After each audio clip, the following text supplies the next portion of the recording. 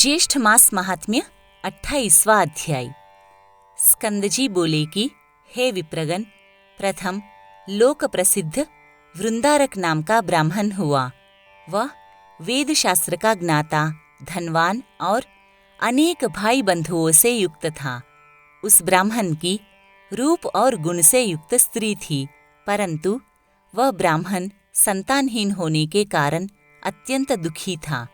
उसने अपनी स्त्री देवसेना के साथ चिरकाल पर्यंत सुख भोग किया, परंतु वृद्धावस्था में वह पुत्रहीन होने के कारण अत्यंत दुखी हो गया।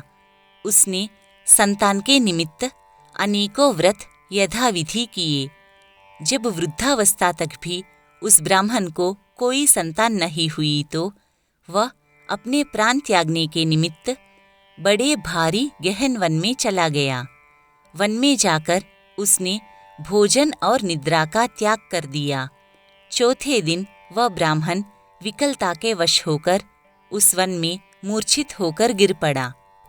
सब पर दया करने वाले भगवान उसके निश्चय को देखकर एक ब्राह्मण के रूप में उसके पास आकर यह वचन बोले कि हे ब्राह्मण, तुम कौन हो, कहाँ से आए हो और अपने प्राणों का त्याग क्यों करते हो। उस ब्राह्मण रूपधारी भगवान के वचन सुनकर वृंदारक ब्राह्मण ने अपना सब वृत्तांत कहा।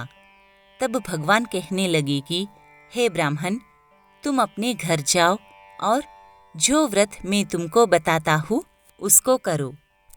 ज्येष्ठ मास के आने पर जितेंद्रिय होकर प्रतिदिन सूर्योदय के समय स्नान करो। 1 मास तक ब्रह्मचारी रहकर हविष्यान्न भोजन करो। त्रिविक्रम भगवान का पूजन तथा दही और चावल का नैवेद्य अर्पण करो। वृक्षों तथा ब्राह्मणों के घर में जलदान करो। हे द्विज, इस उपाय के करने से अवश्य तुमको पुत्र प्राप्त होगा। यह कहकर ब्राह्मण रूपधारी भगवान अंतर्धान हो गए।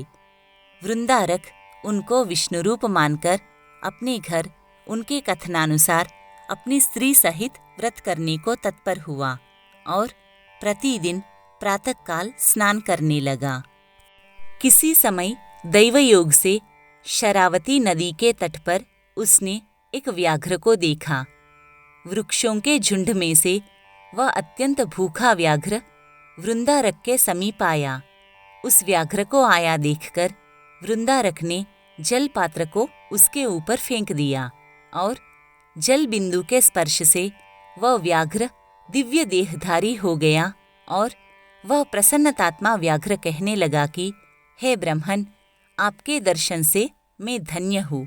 हे ब्राह्मण, पहले मैं व्याघ्र था और मैंने अनेकों हिंसाएं की। उसी दोष से दूसरे जन्म में भी मैं व्याघ्र हुआ। आज उस दोष से युक्त मैं आपके दर्शन मात्र से मुक्त हो गया। हे भद्र, आप क्या पुण्य करते हैं, वह पुण्य कृपा करके मुझको दीजिए।